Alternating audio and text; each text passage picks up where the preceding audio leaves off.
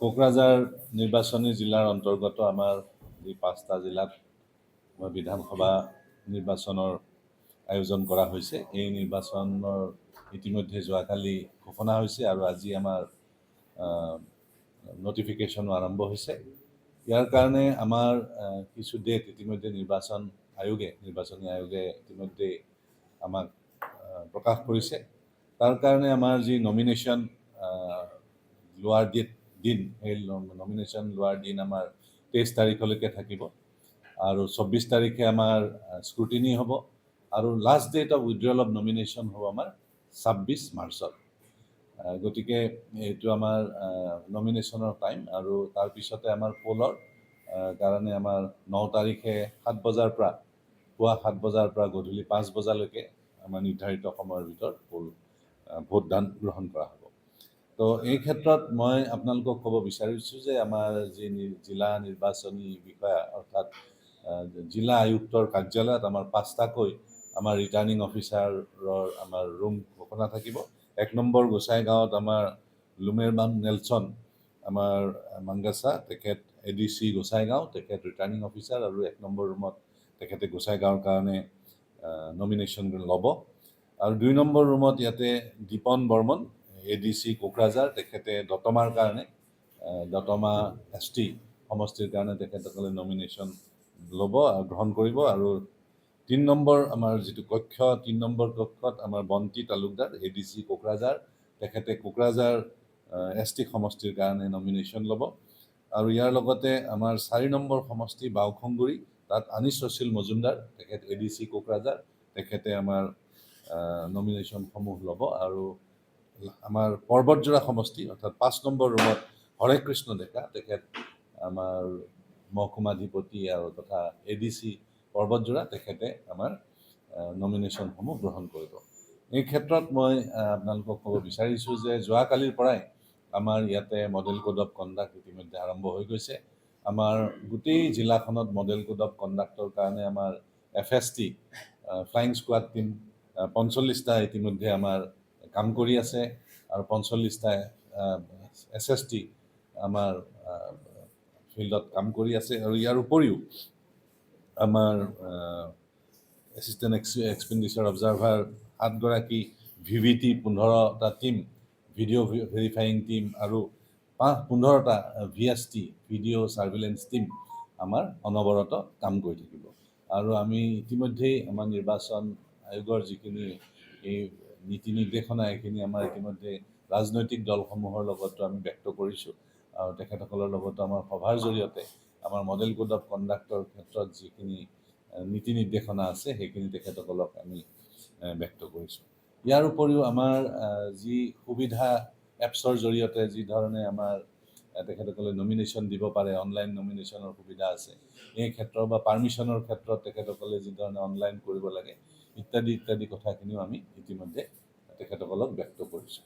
ইয়াৰ উপৰিও আমাৰ ৰাইজে CVGIL এপছৰ জৰিয়তে আমাৰ যদি কিছু কমপ্লেইন থাকে সেই কমপ্লেইনসমূহো আমাৰ মডেল কোড অফ কণ্ডাক্ট ভায়লেশ্যনৰ ক্ষেত্ৰত নিৰ্বাচনী বিধি যদি তেখেতসকলে ভায়লেশ্যন থাকে তেতিয়াহ'লে CVGIL এপছৰ জৰিয়তে বা আমাৰ যি 036612502000 আৰু ইলেকশ্যনৰ 1950 এইটো 24/7 অৰ্থাৎ দিনে ৰাতিয়ে আমাৰ এইটো আমাৰ ইয়াত অনলাইন ব্যৱস্থা থাকিব।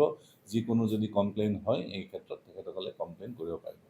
ইতিমধ্যে আমাৰ যথেষ্টখিনি আমাৰ ফ'ৰ্চৰ মানুহো আহি পেলাই কোকৰাঝাৰ জিলাত উপস্থিত হৈছেহি। গতিকে আমি ভাবোঁ যে আমি এই সুযোগতে সকলোকে আমি এপিলো কৰিব বিচাৰিছোঁ যাতে সকলোৰে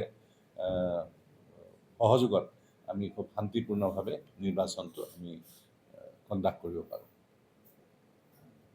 টোটেল আমাৰ পলিং ষ্টেচন আছে 944টা আৰু 944টাৰ ভিতৰত আমাৰ 66টা হ'ল আমাৰ আৰ্বান এৰিয়াত, মিউনিচিপাল এৰিয়াত, আৰু বাকী 878টা আমাৰ ৰুৰেল এৰিয়াত। ভোটাৰৰ ক্ষেত্ৰত ভোট দিয়াৰ ক্ষেত্ৰত আমাৰ নিৰ্বাচনী আয়োগে কেইটামান আমাৰ চিনাক্তকৰণৰ ক্ষেত্ৰত কিছু ডকুমেণ্ট তেওঁলোকে আমাক ইতিমধ্যেই আগৰ নিৰ্বাচনত বা আমাক জনাইছিলে। টোটেল 12টা আমাৰ আছে সেই 12টাৰ জৰিয়তে আমি ভোটাৰজনক আমি চিনাক্ত কৰিব পাৰোঁ। ইয়াৰ উপৰিও ঠিক নিৰ্বাচনৰ 3 দিন আগত আমাৰ ভোটাৰ আইডেণ্টিফিকেশ্যন শ্লিপ VIS আমাৰ বিয়াল্লোসকলৰ জৰিয়তে প্ৰত্যেকজন ভোটাৰক আমি বিতৰণ কৰিম আৰু এইটো এখন মানে নিমন্ত্ৰণী পত্ৰৰ নিচিনা আমি প্ৰত্যেকজন মানুহকে আমি ভোট দিবৰ কাৰণে নিমন্ত্ৰণ কৰিম। ইয়াৰ উপৰিও আমাৰ যিসকল অতি শাৰীৰিকভাৱে অসুস্থ আছে বা দিব্যাংগ আছে 40 বছৰৰ ঊৰ্ধৰ তেখেতসকলেও যদি তেখেতসকলে ভোট দিয়াৰ কাৰণে পলিং ষ্টেচনত আহিব নোৱাৰে তেতিয়াহ'লে আমাৰ ভোট গ্ৰহণৰ কাৰণে আমাৰ বিষয়া তেখেতসকলৰ ঘৰলৈও যাব, সেই ব্যৱস্থাও এবাৰ আছে। আৰু ইয়াৰ উপৰিও আমাৰ প্ৰত্যেক পলিং ষ্টেচনতে আমাৰ বিভিন্ন ধৰণৰ সা সুবিধা থাকিব আৰু প্ৰত্যেকটো পলিং ষ্টেচনে এইবাৰ ৱেবকাষ্টিং হ'ব, অৰ্থাৎ প্ৰত্যেকটো পলিং ষ্টেচনতে আমাৰ CC কেমেৰাৰ জৰিয়তে প্ৰত্যেকটো গতিবিধি সম্পূৰ্ণৰূপে তাক ৰেকৰ্ডিঙত ৰখা হ'ব, লাইভ টেলিকাষ্ট ইলেকশ্যন কমিশ্যনত হৈ থাকিব বা বিভিন্ন ডিপাৰ্টমেণ্টত সেই লাইভ টেলিকাষ্ট চাব পাৰিব। গতিকে প্ৰত্যেকটো পলিং ষ্টেচনতে সেই ৱেবকাষ্টিঙৰ এবাৰ সুবিধা থাকিব। ইয়াৰ উপৰিও আমাৰ 200 মিটাৰৰ ভিতৰত আমি পলিং ষ্টেচনৰ 200 মিটাৰ পৰিসৰৰ ভিতৰত যাতে কোনো ধৰণৰ পলিং বুথ বা পাৰ্টি বুথ আদি থাকিব নোৱাৰে তাৰ কাৰণে ব্যৱস্থা কৰা হ'ব। এতিয়া আমাৰ ইয়াতে যেতিয়া মানুহে নমিনেশ্যন দিব আহিব, নমিনেশ্যন দিয়াৰ সময়তো 100 মিটাৰ দূৰতেই আমাৰ দূৰতে তেখেতসকলে দূৰৰ পৰা তেওঁলোকক আমি ইয়ালৈ আদৰি আনিম আৰু তেওঁলোকৰ লগত মুঠ আমি 5জনতকৈ বেছি মানুহ আমাৰ ইয়াতে ব্যৱস্থা নাথাকিব, 5জন মানুহ লৈ পেলাই তেওঁলোকে নমিনেশ্যনসমূহ দিব পাৰিব। এইখিনি থুলমূলকৈ আমাৰ ব্যৱস্থা আৰু আমি এইবাৰ 2টা ঠাইৰ পৰা আমাৰ নিৰ্বাচন হ'ব। প্ৰথমবাৰৰ কাৰণে আমাৰ ভেনু 2 ঠাইত হ'ব। আমাৰ বড়োলেণ্ড ইউনিভাৰ্চিটিৰ পৰা আমাৰ গোসাইগাঁও আৰু পৰ্বতজোৰা সমষ্টিৰ নিৰ্বাচন হ'ব আৰু তাৰ উপৰিও আমাৰ যি আমাৰ বেচিক ট্ৰেইনিং চেণ্টাৰ বা কোকৰাঝাৰ হায়াৰ ছেকেণ্ডেৰী প্ৰাংগণ আছে তাৰ পৰা আমাৰ 3টা সমষ্টি, দতমা সমষ্টি, কোকৰাঝাৰ সমষ্টি আৰু বাওকুংগৰী সমষ্টিৰ আমাৰ ডিষ্ট্ৰিবিউশ্যন চেণ্টাৰকেইটা আমাৰ ইয়াৰ পৰা হ'ব। এইটো আমাৰ কাৰণে নতুন, কাৰণ ইয়াৰ আগতে আমাৰ এটা সমষ্টিৰ নিৰ্বাচন হৈছিলে আৰু এইবাৰ আমি 5টা বিধানসভা সমষ্টিৰ নিৰ্বাচনী জিলাৰ অন্তৰ্গত আমি কৰিব লাগিব আৰু সেইকাৰণে এই 2টা সুবিধাৰ প্ৰতি লক্ষ্য ৰাখি, ঠাইৰ প্ৰতি লক্ষ্য ৰাখি আমি এনেকৈ 2টা ভাগত আমি বিভক্ত কৰিবলগীয়া হৈছে।